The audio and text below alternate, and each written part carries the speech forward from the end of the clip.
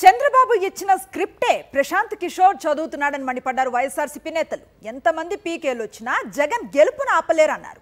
బీహార్లో చెల్లని రూపాయి ఇక్కడ చెల్లుతుందా అని ప్రశాంత్ కిషోర్ పై విరుచుకుపడ్డారు. వచ్చే ఎన్నికల్లో టీడీపీ గెలుస్తుందంటూ తప్పుడు ప్రచారం చేస్తున్నారు ప్రశాంత్ కిషోర్. ఎలాంటి సర్వే చేయకుండా కబుర్లు చెబుతున్నారు. పీకే వ్యాఖ్యలకు వైఎస్ఆర్సీపీ నేతలు కౌంటర్ ఇచ్చారు. చంద్రబాబు ఇచ్చిన స్క్రిప్ట్ నే ప్రశాంత్ కిషోర్ చదువుతున్నాడని విమర్శించారు మంత్రి జోగి రమేష్. ఎంతమంది పీకేలు వచ్చినా జగన్ గెలుపును ఆపలేరన్నారు. ఐపాక్ కి ప్రశాంత్ కిషోర్ కి సంబంధం లేదన్నారు మంత్రి జోగి రమేష్.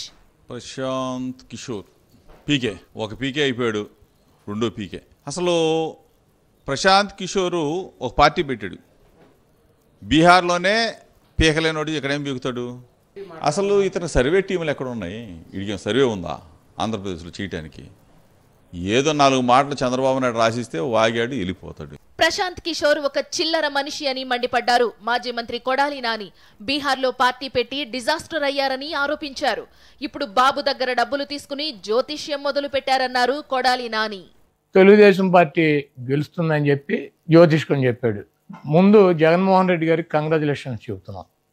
ఎందుకంటే ఇటువంటి పనికిరాని తీసేసిన తహసీల్దారులు లగడపాటి రాజగోపాల్ గారు, ఈ పీకే, ఇటువంటి వాళ్ళు డబ్బులు తీసుకుని సర్వేలు చేయకుండా ఎక్కడా కూడా పని చేయకుండా నోటికి వచ్చినట్టు పిచ్చివాగుడు వాగి ప్రజల్ని ఏమో 2% 1% నోటలుగా ఆలోచించేవాడు ఓటు ఏమన్నా చంద్రబాబుకి వేయించాలని చెప్పి విశ్వ ప్రయత్నాలు చేస్తున్నారు.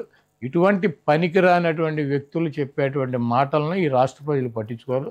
ప్రశాంత్ కిషోర్ మాట్లాడినదంతా చంద్రబాబు ఎల్లో మీడియా మాటలేనన్నారు మంత్రి అంబటి రాంబాబు. ప్రశాంత్ కిషోర్ మరో లగడపాటి రాజగోపాల్ కావడం ఖాయమన్నారు అంబటి.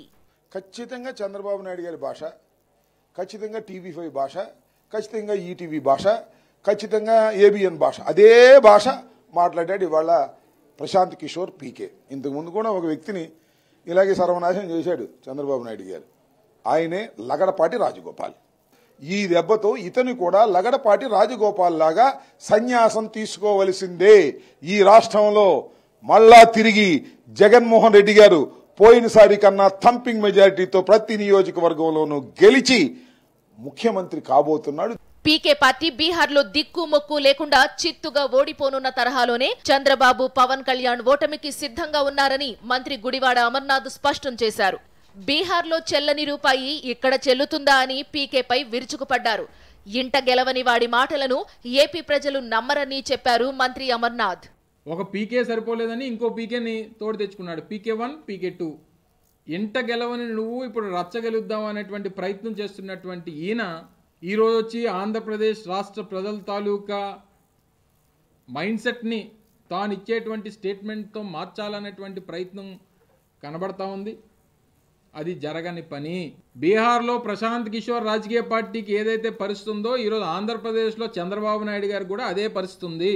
చంద్రబాబు, పీకే రహస్యంగా భేటీ అవుతున్నారని, అందులో భాగంగానే ప్రశాంత్ కిషోర్ వైఎస్ఆర్సీపీపై వ్యాఖ్యలు చేశారని మండిపడుతున్నారు వైఎస్ఆర్సీపీ నేతలు. ఒక పీకే వల్ల కావడం లేదని, చంద్రబాబు రెండో పీకేను తెచ్చుకున్నారని ఎద్దేవా చేశారు.